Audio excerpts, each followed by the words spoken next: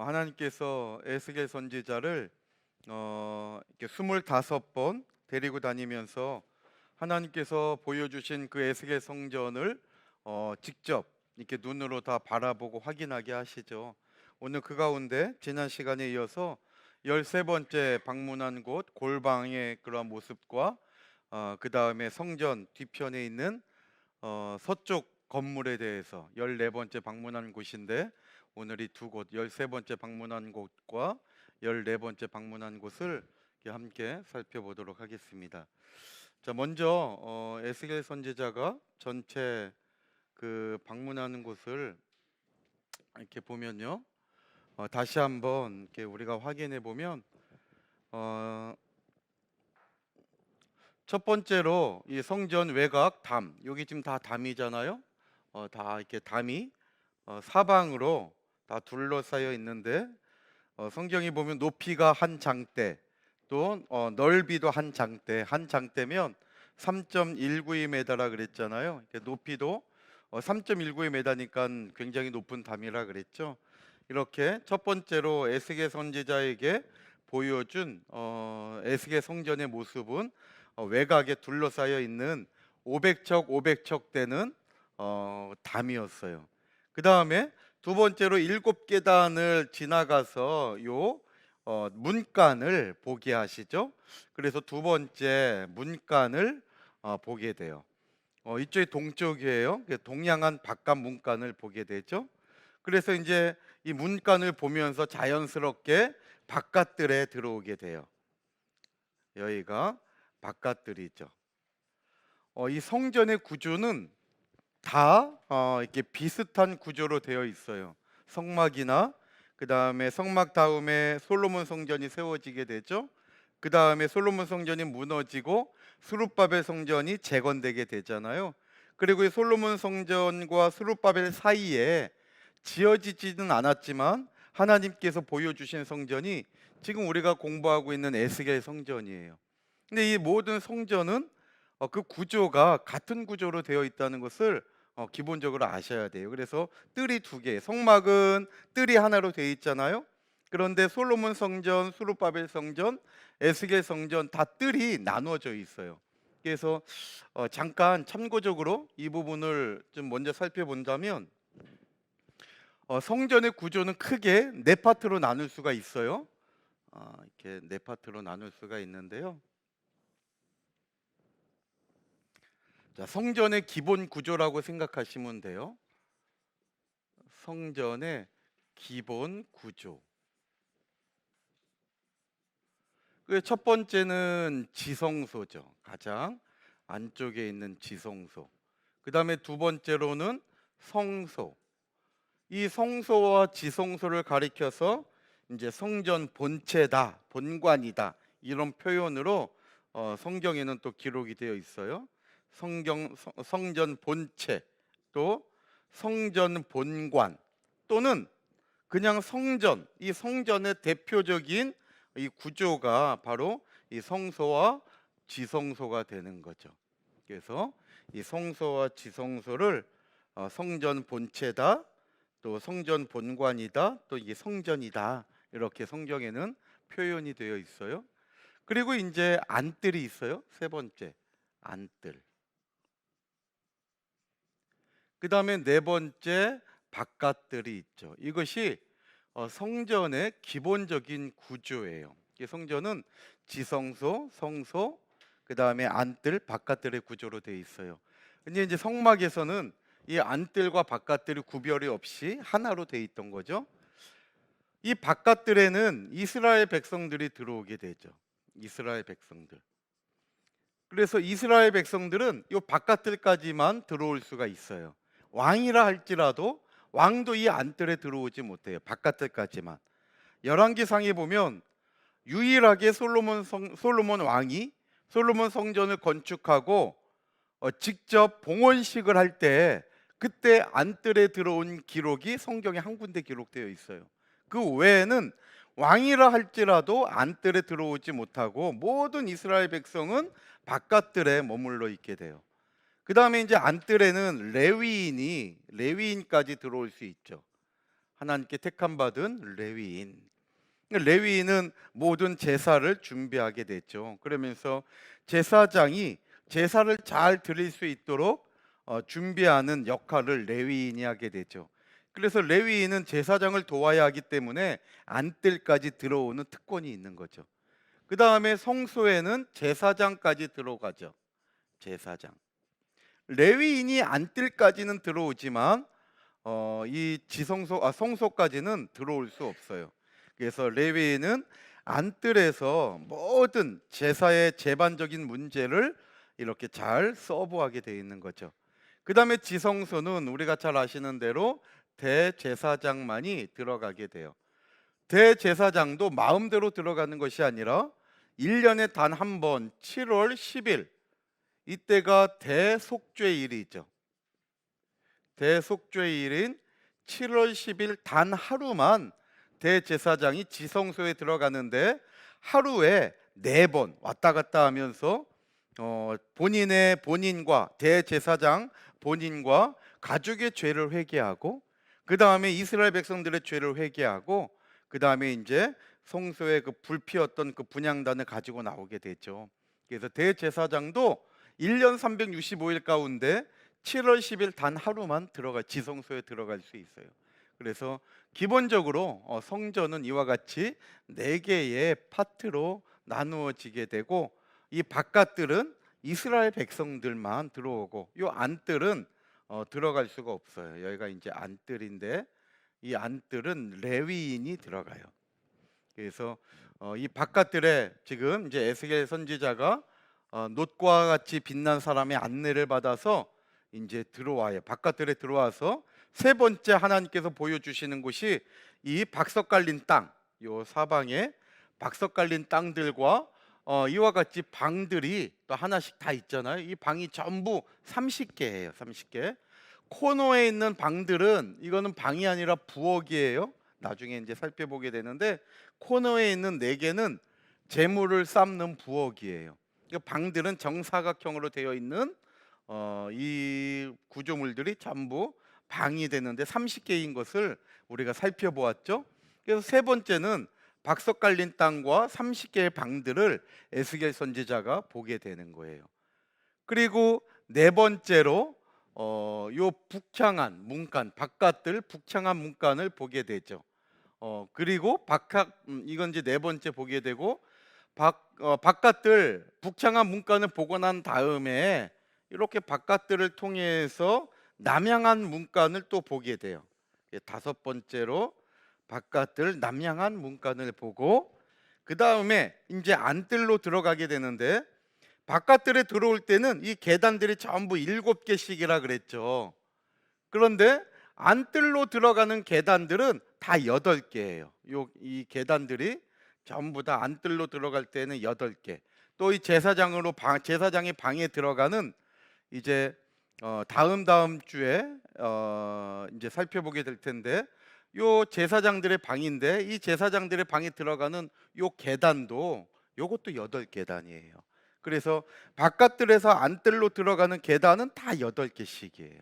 그래서 이 8계단을 올라가요. 이제 바깥들 그 남향한 문간을 보고 이제 그대로 안뜰 남향한 문간을 보게 되죠. 이것이 이제 6번째 이제 보게 되고 그 다음에 옆에 있는 안뜰 동향한 문간을 7번째 보게 돼요. 그리고 또 위에 있는 안뜰에 있는 북향한 문간을 8번째로 보게 되고 그 다음에 북향한 문간 앞에 있는 번제물을 씻는 방을 9번째 에스겔 선지자가 보게 되죠. 그리고 다시 성경을 보면 다시 요 문간을 통해서 안뜰로 들어와요. 그래서 그 다음에는 요 안뜰에 있는 노래하는 자들의 방, 이것을 10번째 보게 되죠. 노래하는 자들의 방. 그래서 이 노래하는 자들의 방, 우리 한글 개역 성경에는 방 둘이 있다 이렇게 표현하고 있는데 그 방 둘이라는 것이 히브리 원문에 볼 때 리시코트 샤림이라고 해서 노래하는 자들의 방이라는 뜻이라 그랬죠. 그래서 노래하는 자들의 방인데 이건 성가대의 방이 아니라 제사장들의 방이에요. 이것도 제사장들의 방. 그래서 방 두 개인데 북향한 문간 쪽에 있는 방은 이 성전을 수직하는 제사장들의 방이고, 동양한 문간에 붙어 있는 방은 제단을 수직하는 제사장들의 방이다. 제단은 이 번제단을 얘기해요. 그래서 이 성전을 수직하는 제사장들은 요 북향한 문간 쪽에 있는 방을 이용하게 되고, 번제단을 지키는 제사장들은 요 동양한 문간 쪽에 붙어 있는 방을 사용할 수 있도록 하나님께서 구별을 하신 거죠. 이렇게 열 번째로 리시코트 샤림이라고 하는 이 제사장들의 방을 보게 되고, 그 다음에 안으로 들어가게 되죠. 이제 성전 본체로 들어가게 되는데, 요 계단은 10개라 그랬죠. 10개. 그래서 10계단을 올라가서 11번째 에스겔 선지자가 본 구조물이 바로 이 현관이 돼요. 현관. 이것이 11번째 본 것. 우리가 지난주에 살펴본 내용이에요. 그리고 12번째 바로 이 성소와 지성소, 내전이라고 하는 지성소와 그 다음에 외전이라고 하는 성소, 이 성소와 지성소를 12번째 방문을 한 거죠. 그리고 13번째, 이제 오늘 이어서 보게 되는데, 13번째 방문한 것은 이 성소와 지성소를 둘러싸고 이렇게 골방들이 삼면에 둘러싸고 있어요. 골방들. 그래서 이제 지난 시간에 우리가 본 건데요. 13번째는 이제 골방을 중심으로 이제 이 빈터까지 20척 되는 빈터까지 13번째 방문한 곳이 돼요. 그리고 이것을 다 보고 난 다음에 14번째 방문한 곳이 바로 이 서쪽 건물이에요. 이것이 이제 14번째 방문한 서쪽 건물인데, 오늘 이제 이 부분을 이제 깊이 교재를 통해서 살펴보려고 합니다. 자, 그러면 요게 이제 성전 본체의 구조예요. 성전 본체의 구조. 이 계단이 10개라 그랬죠. 그래서 10층계를 올라가면 현관에 들어가게 돼요. 여기가 현관이에요. 그래서 14척 되는 이 넓은 문을 이제 통과해 가지고 현관에 들어오게 되죠. 이제 현관에서 성소와 지성소로 들어가게 되는 거예요. 그래서 이 외전이라고 하는 성소와 또 성경에 내전으로 기록되어 있는 지성소를 우리가 12번째 방문할 때 본 거예요. 그리고 이제 13번째, 요게 이제 골방들인데, 요 골방 들어가기 전에 이 성전 본체와 골방 사이에 6척 되는, 전부 다 이게 6척 되는 이게 벽이 있어요. 근데 이 벽은 안쪽에 있잖아요. 그래서 이 벽을 내벽이다 그래요. 내벽. 안쪽에 있는 지성소 안쪽에 있는 벽이다. 그래서 내벽인데, 이 내벽의 두께가 6척이에요. 6척. 내벽의 두께가. 그리고 골방이 이렇게 있게 돼요. 골방. 그래서 골방의 크기는 정사각형이 아니에요. 골방은 직사각형 모양인데 요 폭이 4척이에요. 요 폭이 4척. 그 다음에 한 방의 길이가 5척이에요. 그래서 넓이가 4척이고 길이가 5척 되는 직사각형 모양의 골방이 30개가 성소와 지성소를 둘러싸고 있어요. 30개가. 그래서 11개씩 이 북쪽 남쪽으로 11개씩 있어요. 하나, 둘, 셋, 넷, 다섯, 6개, 7개, 8개, 9개, 10개, 11개. 그러니까 남쪽도 11개가 있어요. 그 다음에 서쪽으로 8개가 있어요. 하나, 둘, 셋, 넷, 다섯, 6, 7, 8개. 이렇게 전부 11개면 22개잖아요. 그리고 서쪽에 8개 더하면 30개가 되잖아요. 그래서 이 내벽 바깥으로 골방 30개가 이렇게 성소와 지성소를 감싸고 있는 거예요. 그런데 이 골방이 성경을 볼 때 3층으로 되어 있대요. 이건 지금 평면도니까 하나로 보이는데, 이 골방이 3층 구조로 되어 있어서 위로 올라가는. 그런데 그 솔로몬 성전도 골방이 3층으로 되어 있죠. 골방이 열왕기상 6장 말씀 볼 때에 3층으로 되어 있고, 솔로몬 성전도 이 골방이 위로 올라갈수록 점점점 넓은 구조였거든요.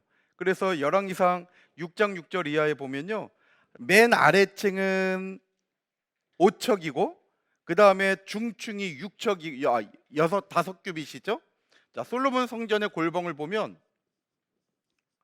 자, 참고적으로 솔로몬 성전의 골방을 보면 1층, 좀 이해하기 쉽게 위해서 1층은 밑으로 깔아 놓을까요? 1층, 그 다음에 2층, 위로 올라갈수록 이제 3층, 이런 구조로 되어 있는데요.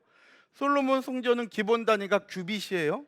에스겔 성전은 척이지만, 그래서 솔로몬 성전은 1층이 5규빗, 그 다음에 2층이 6규빗, 그 다음에 3층이 7규빗, 이러한 구조로 되어 있어요. 그러니까 위로 올라갈수록 한 규빗이 크잖아요. 이런 것처럼 에스겔 성전도 위로 올라갈수록 커져요. 그래서 1층은 4척이라 그랬잖아요, 기본적으로.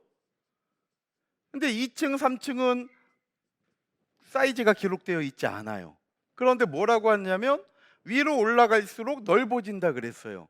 그러니까는 몇 척인지는 모르지만 위로 올라갈수록 넓어지는 구조라는 것을 우리에게 가르쳐 주고 있어요. 그래서 넓어진다는 건 뭐예요? 이제 이 내벽 쪽으로 점점점 이제 올라갈수록 들어가는 거죠. 그러니까 내벽의 두께가 얇아지는 거예요. 그래서 이제 이와 같이 성소와 지성소가 있고, 내벽이 있고, 그 다음에 골방이 있고, 그 다음에 바깥에 또 외벽이 있어요. 바깥에 있는 벽, 이걸 갖다가 외벽이라 그래요. 외벽. 그래서 외벽의 두께는 이것이 5척이에요. 외벽의 두께는 5척이에요. 그리고 이제 보면 방에 보면 이렇게 하나씩 뭐 통로 같은 게 나와 있잖아요. 이건 창이에요. 닫힌 창.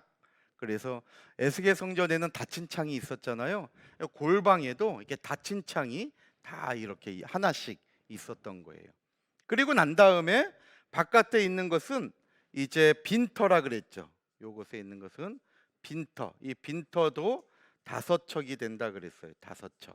그래서 계단 10층계를 올라오면 이런 빈터들이 다 이제 있게 되고, 그 다음에 요 성소와 지성소로 들어가요. 그래서 이 빈터는 왜 있냐면 골방으로 들어가는 유일한 통로가 빈터예요. 그래서 골방으로 들어가는 문은 북쪽으로 하나, 남쪽으로 하나, 이렇게 문이 2군데 있는데, 가기 위해서는 이렇게 10층계로 골방으로 가기 위해서는 10층계를 올라와서 빈터를 통해 가지고 이렇게 골방에 들어갈 수가 있는 거예요.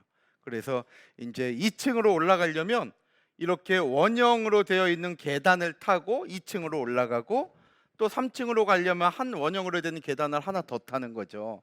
그래서 에스겔 성전에는 실질적으로 이 골방 2층, 3층으로 올라가는 것이 원형 계단이라고 나와 있진 않지만, 솔로몬 성전이 원형 계단으로 되어 있는 것을 볼 때에 에스겔 성전도 똑같은 구조로 되어 있지 않을까. 왜냐하면 솔로몬 성전은 이스라엘 백성들에게 너무나 익숙한 구조잖아요. 그러니까 그 구조를 그대로 이렇게 에스겔에게 보여줄 수 있다는 거죠. 그래서 이제 북쪽으로 향한 골방으로 들어갈 때에도 10층계로 올라와서 이 빈터를 통해 가지고 이렇게 골방으로 들어가요. 1층으로 가려면 바로 이렇게 이제 들어가는 거죠. 그래서 이와 같이 우리가 지난 시간에 이런 구조까지 살펴본 거예요. 그래서 내벽이 5척이고, 골방은 넓이가 4척이고, 그 다음에 외벽이 5척이고, 빈터도 5척이다. 이 구조까지 우리가 살펴보았고요. 오늘은 이제 골방의 또 실질적인 모습들을 함께 살펴보려고 합니다. 자, 그래서 우리 이제 20페이지에 보면, 자, 1번하고 전 3면 골방들과 20척의 뜰을 그랬죠. 그리고 이제 밑줄이 있는데 여기 13번째 방문처라 그랬잖아요. 이 골방은 13번째 방문처라 그랬으니까 13 적으시면 되겠죠.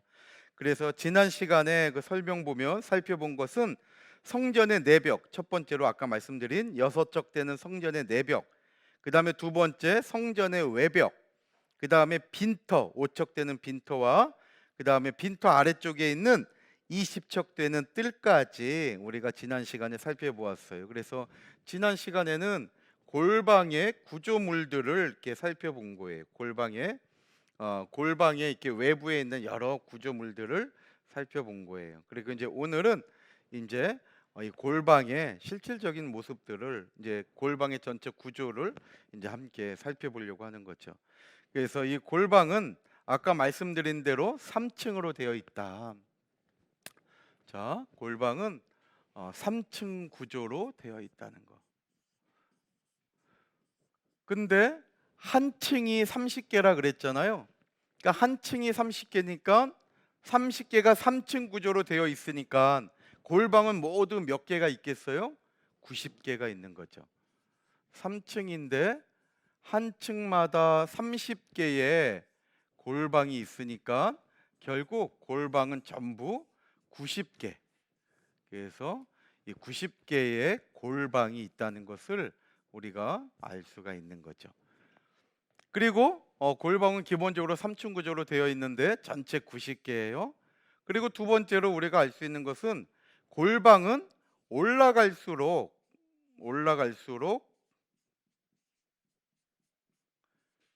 넓어지는 구조예요. 올라갈수록 넓어지는 구조라는 것을 알 수 있어요. 그래서 정확하게 2층, 3층은 크기가 나와 있지 않지만 올라갈수록 넓어지는 구조예요. 1층의 구조가 4척, 5척인 거 볼 때에 골방의 2층은 요 4척, 5척보다 조금 더 넓다는 거죠. 그래서 넓어지는 구조로 되어 있어요. 그래서 골방은 요 폭은 성경에 나와 있어요. 4척이라고. 이것은 4척이라고 성경에 에스겔서 41장 5절에 기록이 되어 있어요. 그런데 이제 요 폭은 나와 있지 않거든요. 근데 아까 제가 5척이라 그랬잖아요. 요 길이가, 성경에 요 길이는 기록되어 있지 않는데 아까 제가 요 골방의 한쪽 길이가 5척이라서 골방은 정사각형이 아니라 직사각형의 구조를 가지고 있다 그랬어요. 자, 그러면 이것을 어떻게 알 수 있느냐? 자, 한번 생각해요. 요거 한번 계산을 해볼게요. 자, 요걸 어떻게 알 수 있냐면요. 이쪽에 방이 8개가 있다 그랬잖아요.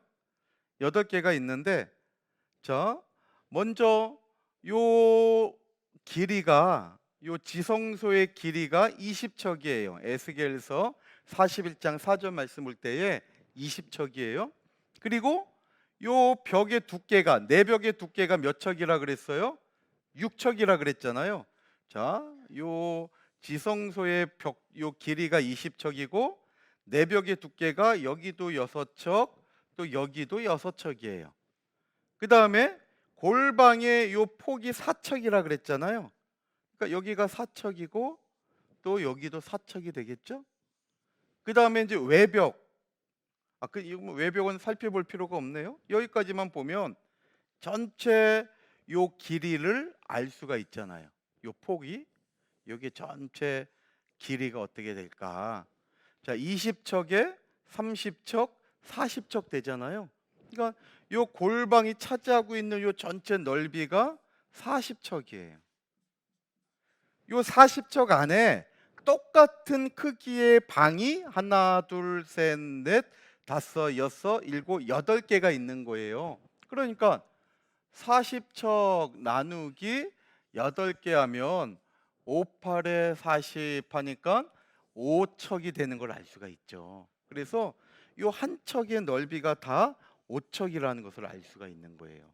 성경에는 이것까지 자세하게 기록하지 않았지만 우리는 이렇게 계산을 통해서 이 길이를 알 수가 있는 거죠. 그래서 이 골방이 정확하게 어떠한 모습으로 갖추어 있는가를 우리가 알 수 있는 거예요. 그리고 또 하나, 이제 골방에 3층으로 되어 있으니까 올라가야 되잖아요. 올라가기 위해서는 이렇게 동그란 원통형의 계단이 있어요. 근데 요 계단의 길이가 과연 어떻게 되느냐? 우리가 한번 생각해 볼 수가 있는데 요 인제 골방으로 들어가는 문 입구의 크기예요. 자, 그 아까 요 길이는 금방 찾아낼 수가 있어요. 왜냐하면 요 골방의 크기가 몇 척이라 그랬어요? 폭이 4척이라 그랬죠. 골방 길이가 5척이고 골방의 폭은 4척이에요. 요 폭은 4척이에요, 4척. 그리고 요 외벽의 두께가 몇 척이라 그랬어요? 5척이라 그랬잖아요. 그러니까 요 골방으로 들어가는 문간의 요 길이는 몇 척이 돼요? 4 더하기 5니까 여기는 9척이 된다는 걸 알 수가 있죠. 여긴 9척이에요. 그다음에 인제 요 길이를 우리가 알아야 돼요. 요 길이를 알아야 되는데 요 길이도 금방 찾아낼 수가 있어요. 왜냐하면 이 방법이 여러 개가 있어요.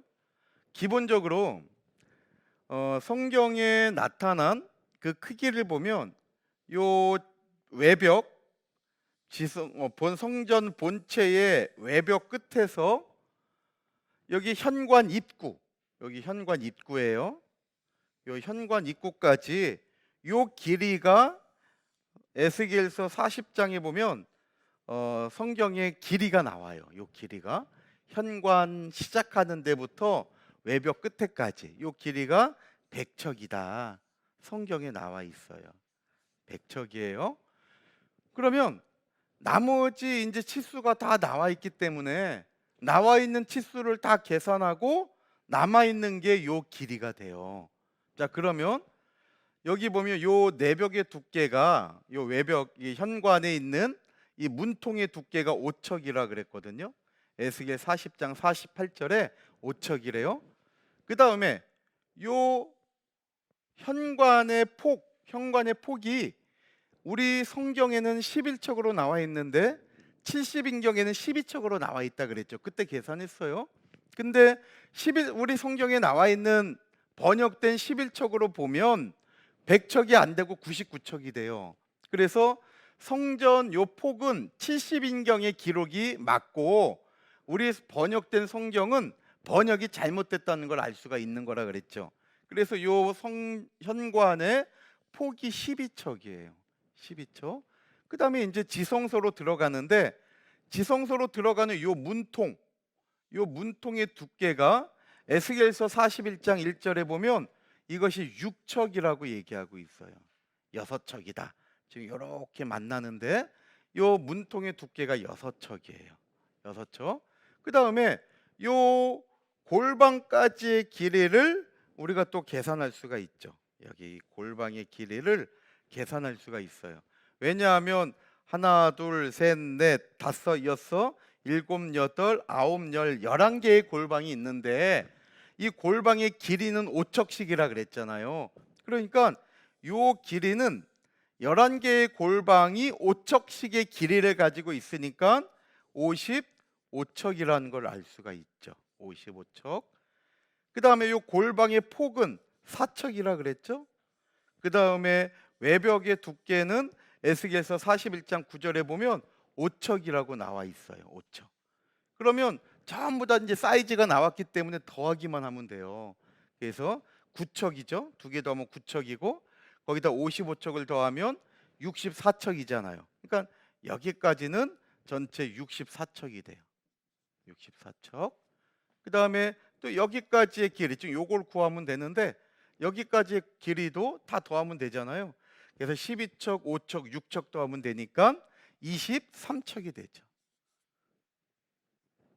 20 맞나? 11 맞죠? 23척이 되잖아요. 그러니까 전체 더하면 87척이 나오잖아요. 그러니까 지금 우리가 구하려고 하는 요 문간의 넓이를 뺀 전체 길이가 87척이에요. 그러니까 100척에서 87척을 빼면 여기가 몇 척이 돼야 돼요? 13척이 돼야 되는 거죠. 13척. 그래서 이 골방으로 들어가는 이 출입구의 크기가 바로 9척과 13척의 크기라는 것을 우리가 알 수 있는 거예요. 여기가 13척이고 이 폭이 9척이 되는 거죠. 자, 우리 한번 교재를 볼게요. 20페이지 보면 자, 1번 괄호에 성전 본체, 이 본체는 성소와 지성소라 그랬어요. 그래서 잠깐 앞에 다시 보면요, 이 성소와 지성소, 이 본체를 둘러싸고 있는 게 다 골방이라 그랬잖아요. 그래서 골방은 성전과 성소와 지성소를 사비부 사비부하고 있다. 삼면에 이렇게 둘러 있다. 성경은 말씀하고 있어요. 그다음에 2번 괄호에 보면 3층으로 된 골방이 각 층마다 30개, 밑줄에 30 적으시면 되겠죠. 30개씩 있기 때문에 방의 개수는 전부 90개다. 그 다음에 3번 맨 밑에 괄호에 보면 맨 아래층의 골방 넓이는 4척이에요. 이거는 에스겔서 41장 5절에 기록되어 있어요. 그 밑줄에 4 적으시면 되죠. 4척. 그리고 골방의 길이는 몇 척이라 그랬어요? 5척인 거예요. 5 적으시면 돼요. 그래서 이것은 성경에는 골방의 길이까지는 나와 있지 않지만 이미 성전 전체의 크기를 얘기해 주고 있기 때문에 계산하면 이 골방의 길이도 우리가 알 수 있다 그랬어요. 그래서 지금 그 21페이지에 있는 그림이 그 골방 길이 5척을 찾아내는 방법을 얘기하고 있는 거예요. 그래서 아까 여기 말씀드렸죠. 전체 이 골방 끝에서 끝까지 계산하면 40척이 돼요. 이 40척 안에 8개의 골방이 있어야 되니까 하나당 길이가 5척이다. 5척이다. 그래서 우리 그 그림에 보면 5척, 5척, 5척, 5척 이렇게 다 적혀 있죠.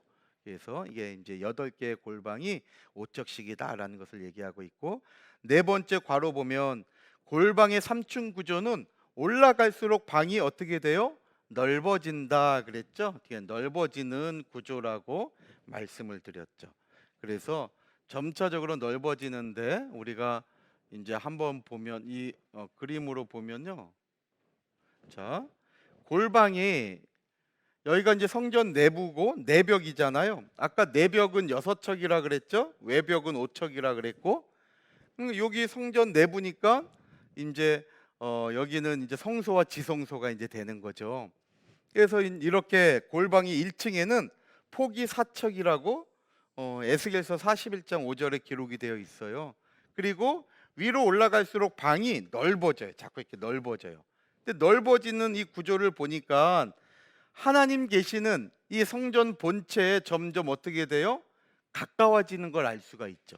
1층은 이만큼 6척이나 벌어져 있는데 2층은 이게 넓어지니까 적어도 이 벽 두께가 얇아지게 되겠죠. 또 3층은 더 넓으니까 벽 두께가 이렇게 더 얇아지는 거예요. 밑에 1층보다 3층이 훨씬 좁아지고 있잖아요. 그러니까 자꾸만 위로 골방이 위로 올라갈수록 성전과 가까워지는 구조라는 것을 우리가 알 수 있는 거죠. 근데 이러한 구조는 솔로몬 성전의 구조와 같다는 거예요.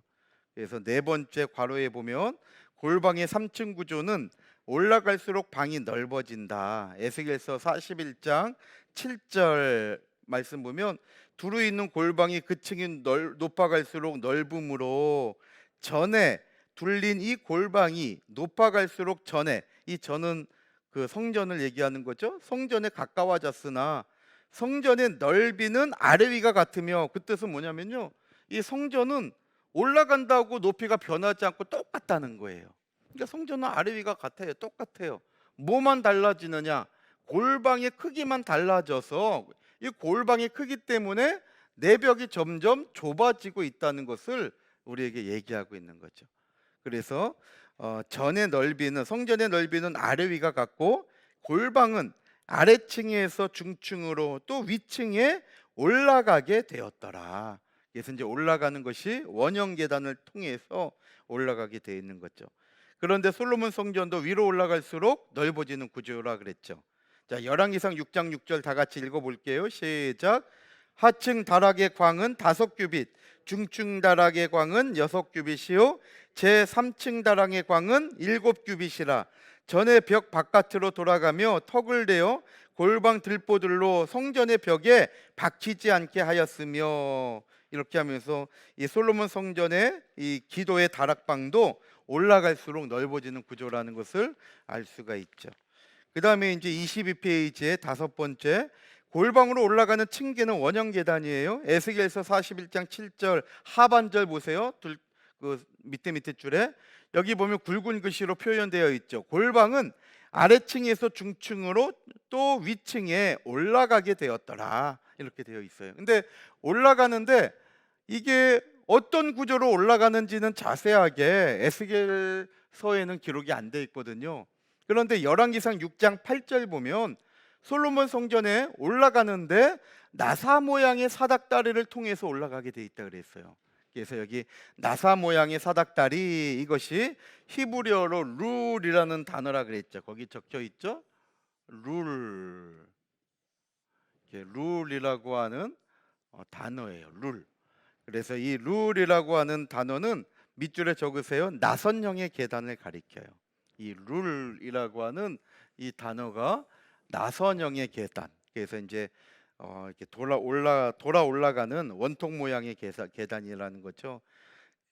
그래서 이제 이런 구조로 되어 있고, 여섯 번째 이제 아까 이제 요 계단을 보면 되는 거죠. 그래서 이제 여기가 이제 성전 정면이 이쪽이 되는 거예요. 여기가 이제 북쪽이 되겠죠. 이쪽이 이제 북쪽, 구조상 북쪽이 돼요. 그래서 열 계단을 통해서 이렇게 쭉 올라오면 현관 입구가 있는데, 현관 입구로 바로 들어가지 않고 오른쪽으로 꺾여서 이렇게 빈터, 이게 다 오척이라 그랬잖아요. 빈터의 폭이 오척이라 그랬잖아요. 이 오척대는 빈터를, 5척이면 2.66m예요. 그러니까 이 빈터가 그렇게 좁진 않죠. 2.66m니까 두 사람이 충분히 교차하고도 남잖아요. 그러니까 이 5척되는 빈터를 통해서 이렇게 걸어가지고 요 골방 입구로 들어가는 거예요. 그래서 입구로 들어가서 1층에 가려면 이렇게 갖고 요 1층 문으로 바로 들어가면 되고, 2층에 가려면 여기서 계단을 타고 이렇게 들어가서 2층으로 들어가면 되는 거죠. 또 3층을 가려면 여기서 한 바퀴 더 돌아가지고 이렇게 3층 계단으로 들어가면 된다는 거예요. 그래서 에스겔 성전이 이런 구조로 되어 있는데, 이 크기가 어떻게 되느냐 아까 살펴보았죠. 여기 골방들이잖아요, 전부 다. 근데 1층은 2층은 1층보다 넓고 또 2층은 3층보다 넓죠. 그래서 골방 1층을 중심으로 볼 때에 이 폭이 4척이었고 외벽이 5척이었거든요. 그러니까 전체는 9척이 되는 거죠. 전체는 9척이 되고, 그 다음에 이 폭은 아까 계산했죠. 13척이 나오게 되죠. 그래서 이 공간 안에 원형 계단으로 이렇게 골방 2층과 3층으로 올라갈 수 있도록 되어 있다는 거예요. 자, 6번에 보면 1번 동그라미에 보면 가로 13척의 계산 그랬죠.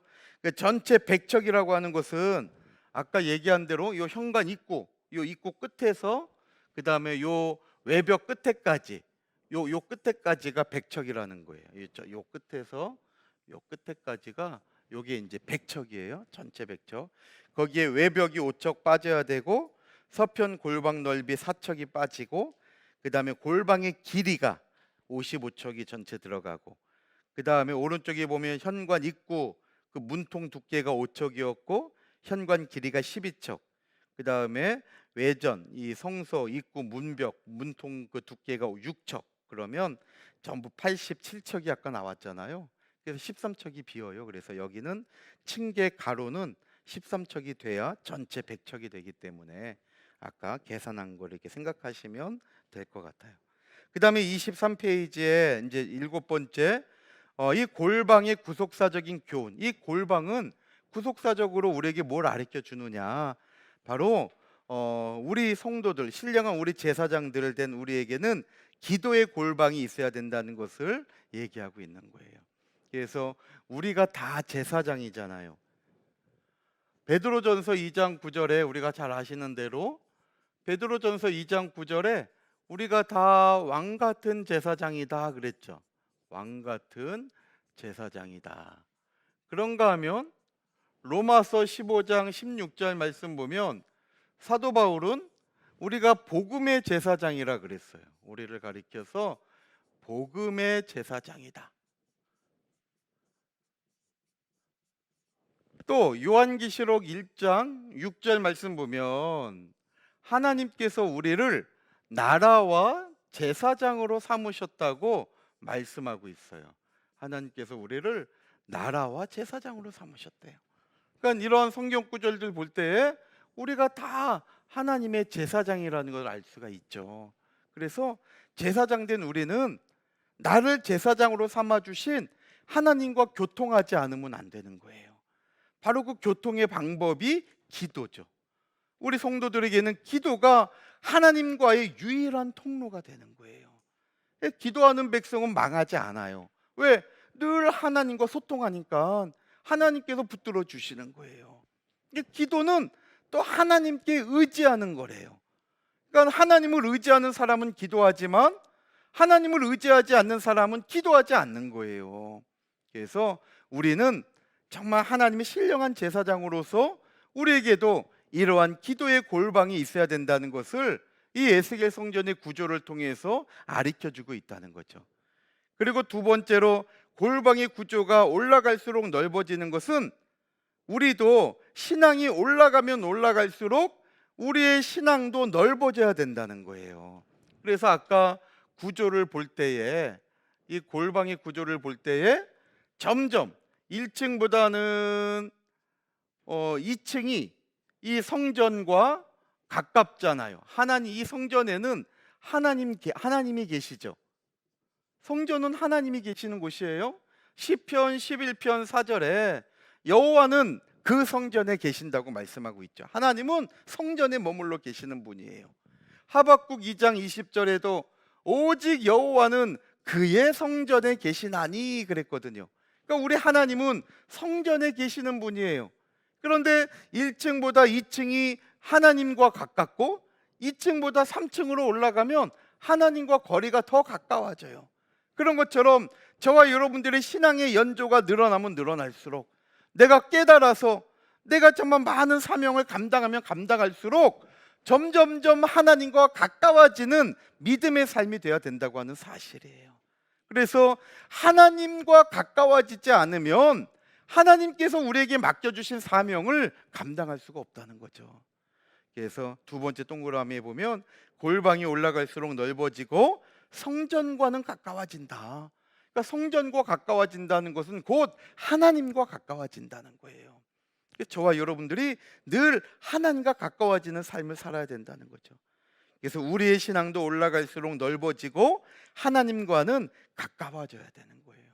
그러니까 점점 하나님과 가까워지면 뭐예요? 우리가 하나님을 닮아가는 신앙의 삶이 되는 거죠. 하나님을 닮아가는 신앙이에요. 그래서 신앙의 연조가 무르익으면 무르익을수록 하나님의 형상을 닮아가게 돼요. 우리 하나님은 사랑이죠, 사랑. 우리 하나님의 대표적인 속성 가운데 하나가 사랑이에요.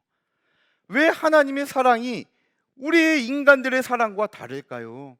하나님만 사랑하시는 거 아니잖아요. 우리도 사랑하잖아요. 우리도 서로 사랑하고 그러잖아요. 근데 하나님의 사랑과 우리가 사랑하는 것과는 다르대요.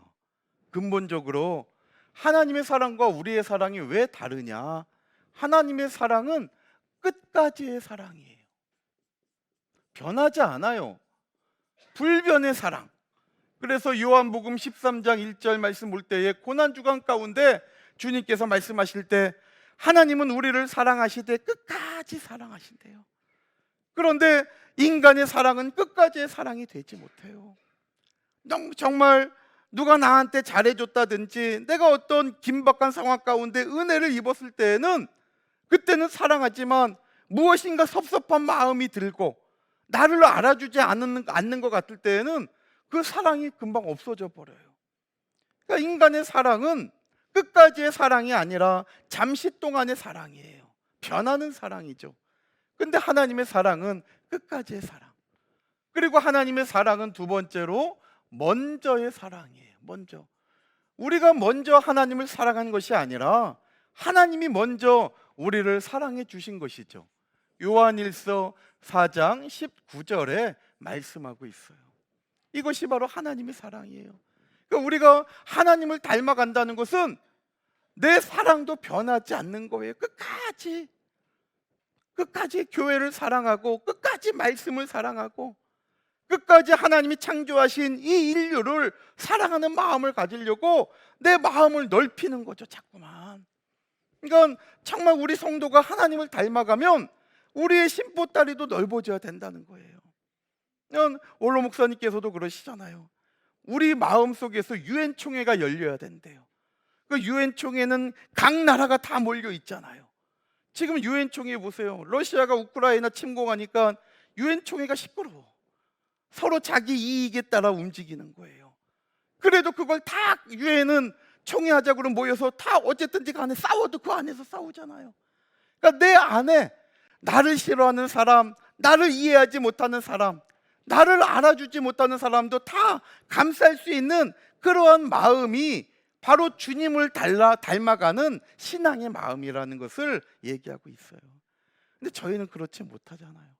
저부터 마찬가지고 우리는 다 그러려고 하는데 순간 화딱지가 나면 그게 다 없어져 버리잖아요. 우리의 꼬락서니는 결국은 또 내려가. 그런데 계속 우리의 삶이 내려가는 것이 아니라 자꾸만 올라가면 하나님과 자꾸 가까워지는 거예요. 닮아져.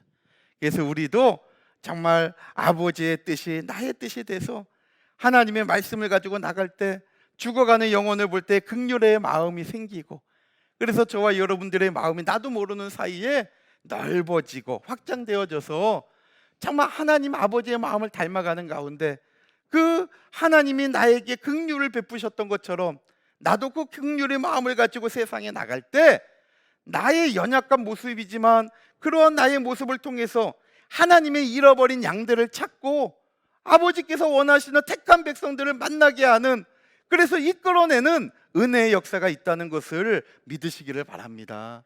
그래서 우리의 마음이 넓어야 돼요. 우리 산성교회 그릇이 넓어야 돼요.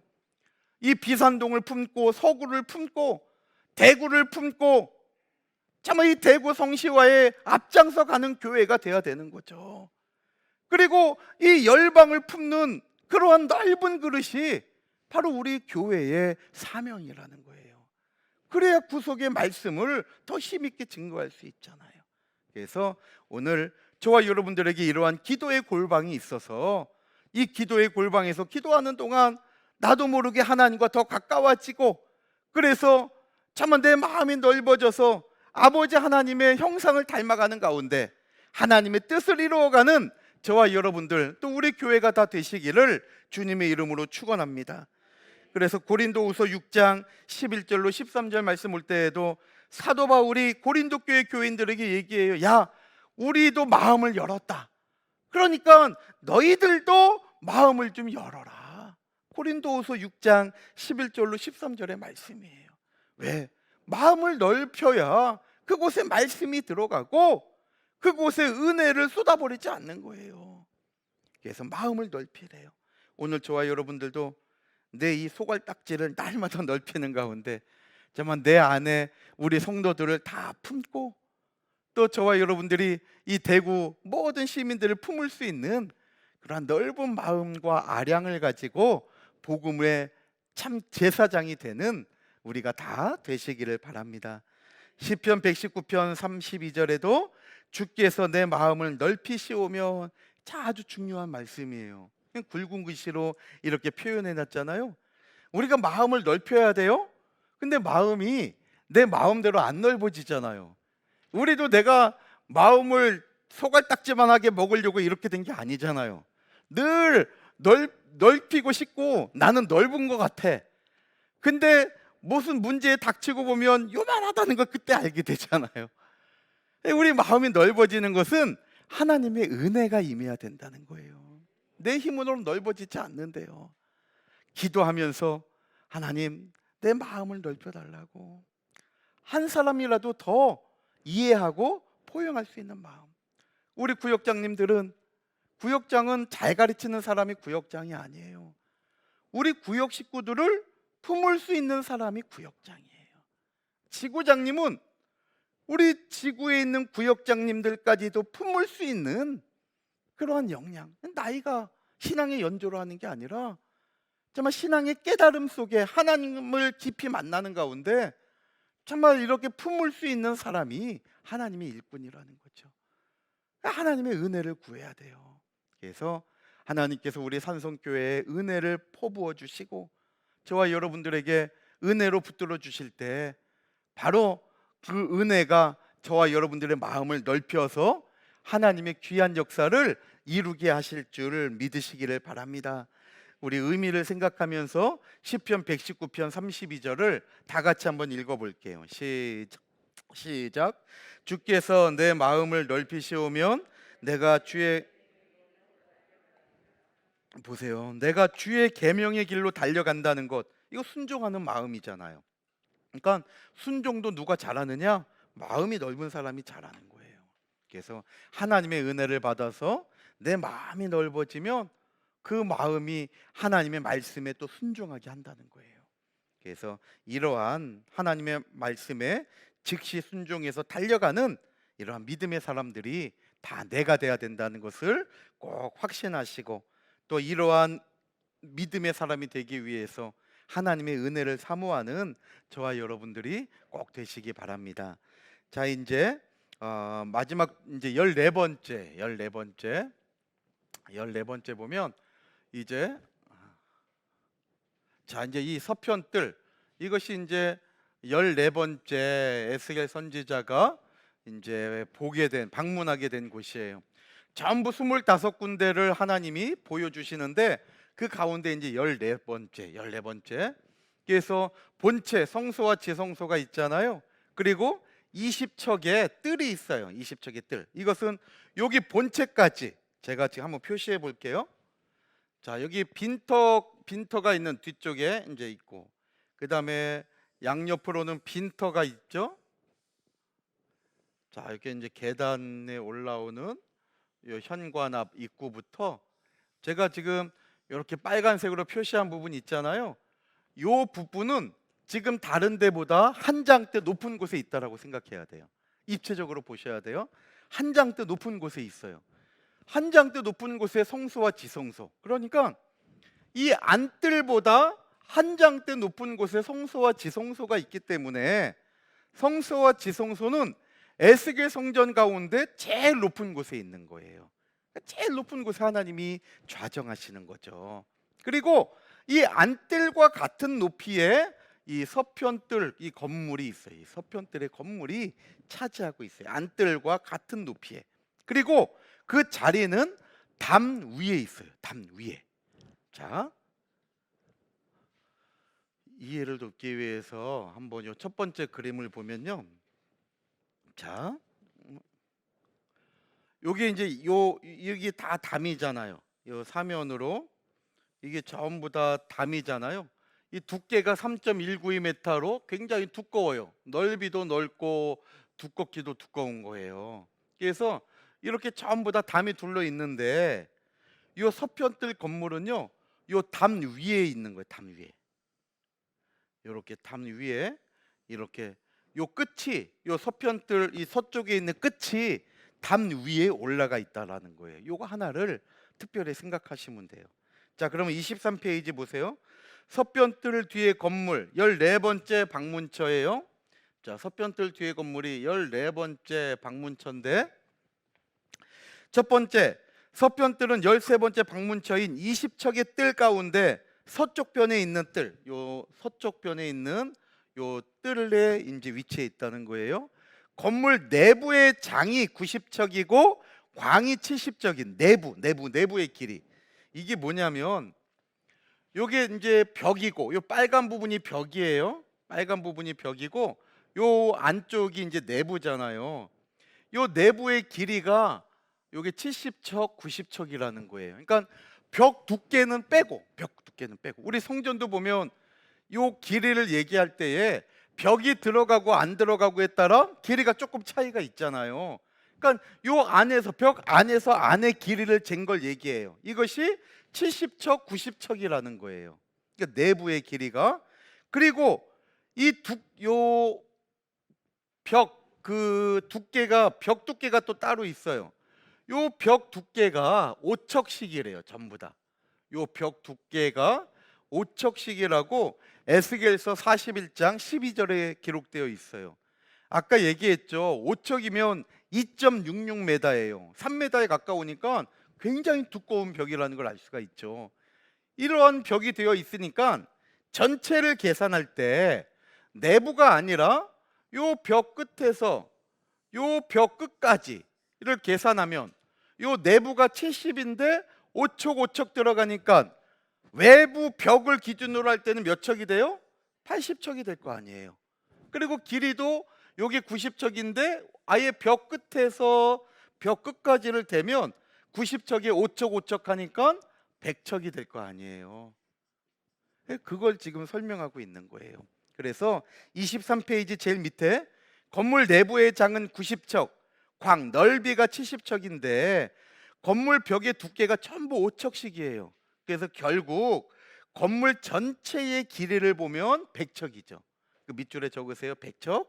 또 건물 전체의 넓이를 보면 80척이다. 이걸 지금 설명한 거예요. 이해되시죠? 이거는요, 그냥 이해를 하고 넘어가시면 돼요. 다른 거 뭐 없어요. 왜 굳이 이걸 여기다 써놨지? 그러면은 성경이 있으니까 써놓은 거예요. 그러니까 너무 이런 데에 에너지 낭비하지 마시고, 좀 이렇게 힘들지 어렵지만 그래도 요런 사이즈구나 이런 걸 이제 한번 이해하고 지나가시면 돼요. 그다음에 이제 세 번째 보면요, 서편뜰 뒤에 건물은 성전의 서쪽 담 위에 세워졌다. 이게 아까 제가 얘기한 이쪽 끝이 담 위에 세워졌다는 거예요. 왜냐하면 담의 높이가 한 장대 높이였잖아요. 근데 이 서편뜰은 안뜰에 있는 거예요. 그 안뜰은 이미 한 장대 위에 있거든요. 그래서 담 위에 세워졌다는 것은 안뜰과 같은 위치에 서편뜰이 자리하고 있다는 것을 말씀하고 있는 거예요. 그래서 요 그림이 사실 에스겔 성전의 측면도예요. 측면도인데 이 그림을 이해하는 게 참 중요하더라고요. 제가 볼 때 여기가 외부예요. 외부에서 7층계를 올라오면 문간을 만나게 되잖아요. 그 문간을 통해서 바깥들에 들어오게 돼요. 그리고 바깥들에서 안뜰로 들어가려면 아까 8층계로 올라가야 된다 그랬잖아요. 그 8층계를 올라가서 안뜰에 들어가게 되는데 요 안뜰 위까지 요 높이가 이게 한 장대 6척이에요. 3.192m. 이건 성경이 기록되어 있는 거예요. 그러니까 6척 위에 안뜰이 있고 여기에 번제단이 차지하고 있는 거예요. 그리고 10계단을 올라가면 이제 여기에 뭐가 있어요? 성전, 이제 성소와 지성소, 그 다음에 골방, 빈터가 여기까지 있는 거예요. 그리고 요 서편뜰은 어디에 있느냐? 서편에 있는 건물은 바로 여기에 있다는 거예요. 그래서 지금 6척 담이 있는데 이미 안뜰은 지대가 6척으로 맞춰놨으니까 담하고 안뜰은 높이가 똑같은 거예요. 그런데 서편뜰이 아까 서편뜰의 그 벽 두께가 5척이라 그랬잖아요. 그래서 이 5척이 안뜰에 세워진 게 아니라 바로 이 벽 위에 세워져 있다는 것을 정확하게 성경에서 말씀하고 있는 거예요. 우리는 보통 건물이 담 안에 들어와 있잖아요. 우리 고정관념은 담 안에 들어와 있는데 에스겔 성전을 자세히 보면 이미 안뜰은 담하고 높이가 똑같은 거예요. 그 담 안에 들어오면 여기에서 서편뜰 건물이 올라가야 되는 거예요. 그러면 이쪽은 뭐예요? 빈 공간이 되어 버리잖아요. 그래서 하나님은 아예 요 담 위에 5척의 담을 세우고 그 다음에 이쪽에 서편 건물을 공간을 활용할 수 있게 하셨다는 거예요. 근데 성경에 이것까지 자세하게 성경이 기록하고 있는 거예요. 근데 우리가 이렇게 그림을 통해서 이걸 살펴보지 않으면 이게 무슨 말인지 알 수도 없는 거죠. 그래서 정말 이런 거 볼 때 에스겔 성전을 하나님께서 우리에게 식양을 가르쳐 주실 때 너무나도 자세하고 정확하게 기록하고 있다는 것을 알 수가 있어요. 그래서 40장부터 48장까지가 전체 이 식양에 대한 기록인 거예요. 자, 3번 괄호에 보면 서편 뜰 뒤의 건물은 성전의 서쪽 담 위에 세워졌다. 이제 이해가 되시죠? 바로 이제 에스겔 성전 그 11권 상 책에 보면 이러한 그림이 이제 이런 내용이라는 것을 알 수가 있어요. 그래서 이 측면도가 아주 이해하는데 또 중요한 그림이에요. 너무 정말 책에 이 그림을 정말 잘 그려 넣으신 것 같아요. 네 번째, 건물의 용도. 그럼 이 서편 건물은 어떤 용도로 하나님께서 쓰기 위해서 만들었느냐? 이 서편 건물 성전 뒤에 굳이 하나님께서 이 건물을 만드신 이유가 무엇일까? 이것은 창고의 역할이에요. 창고. 그래서 성전에서 레위인들이 제사장과 대제사장을 도와서 여러 가지 일을 하다 보면 쓰레기가 나오잖아요. 이런 것들을 여기에 모아놨다가 한 번에 다 이제 정리를 하는 거죠. 그래서 그런 폐기물들을 버리는 일종의 창고 역할을 했을 것이다 추정할 수 있다는 거죠. 그래서 나중에 여기에 모았다가 43장 21절 보면 성소 밖에서 불사르잖아요. 그래서 이제 그러한 창고의 역할을 해요. 그럼 이 서평 건물의 구속사적인 교훈이 뭐냐? 우리가 성전을 보면 성전에 특이한 많은 구조들이 있는데 문이 우리가 어디든지 간에 건물 안에 들어가려면 문이 얼마나 중요해요. 우리가 어디 가려고 하면 문이 어디야? 입구 먼저 찾아갖고 가잖아요. 그 문이 참 중요해요. 근데 에스겔 성전을 보면 문이 3개씩 있어요. 기본적으로 바깥뜰에 동쪽, 남쪽, 북쪽. 또 안뜰에도 동쪽, 남쪽, 북쪽 이렇게 문이 이렇게 3개 있어요. 그러니까 보니까 서쪽에만 문이 없어요. 그 서쪽은 다 높은 담이 완전히 막혀 있어요. 서쪽은 높은 담이 3.192m 되는 높은 담, 두꺼운 담이 이렇게 다 완전히 막혀서 서쪽으로는 도저히 올래야 올 수 없게 만든 거예요. 성막도 마찬가지죠. 성막도 100규빗, 50규빗 되는 이 사이즈의 성막이 있는데 성막도 동쪽으로만 문이 있어요. 동쪽으로만 문이 있고 서쪽에는 문이 없어요. 그러니까 서쪽에 있는 사람은 돌아가지고 힘들어도 돌아가지고 이렇게 와야 돼. 그러니까 에스겔 성전도 마찬가지예요. 왜 이 서쪽에 문이 없느냐? 서쪽은 해가 지는 쪽이죠. 서쪽은 해가 지는 쪽이에요. 그러니까 해는 하나님이죠. 말씀이죠. 시편 84편 11절 말씀 보면 하나님이 해요 방패시라고 말씀하고 있잖아요. 우리 하나님이 바로 해래요. 해. 그러니까 해가 뜨는 곳은 늘 하나님이 계시는 곳이지만 해가 지는 곳은 하나님이 계시지 않는 곳이죠. 그런데 이 하나님이 요한복음 1장 1절 보면 말씀이라고 얘기하시잖아요. 태초에 말씀이 또 하나님이에요. 그러니까 말씀이 있는 곳은 문이 열리지만 말씀이 없는 곳은 어둡고 길이 없는 거예요. 문이 없어요. 오늘 정말 구속사적인 의미로 볼 때에 저와 여러분들도 하나님을 붙잡고 말씀을 붙잡고 살아가는 인생은 거기에는 인생의 문이 열리고 의의 태양이 비춰주는 밝은 곳이에요. 그러나 말씀을 등지고 살아가고 하나님을 외면하고 살아가는 인생은 거기는 어두컴컴하고 길이 없고 문이 없는 곳이라는 것을 알 수 있다는 거죠. 그래서 성전에서 이 서쪽에는 문이 없어요. 막혀 있는 곳이에요.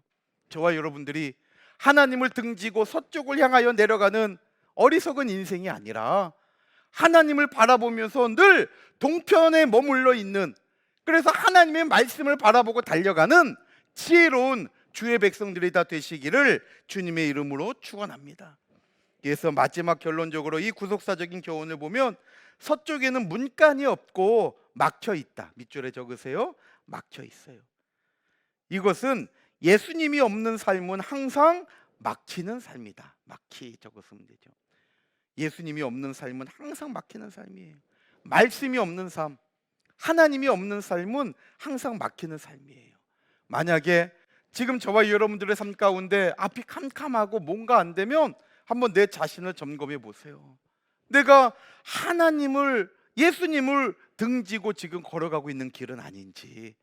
시편 119편 105절 말씀 보면 하나님의 말씀은 내 발의 등이고 내 길의 빛이라고 말씀하고 있어요. 말씀은 늘 우리의 가는 길을 비춰주시는 거예요. 근데 말씀이 없으면 비춰주지 않는 거죠. 그래서 늘 말씀을 등지고 살아가는 것이 아니라 하나님의 말씀과 함께 가는 저와 여러분들이 다 되시기를 다시 한번 주님의 이름으로 축원합니다.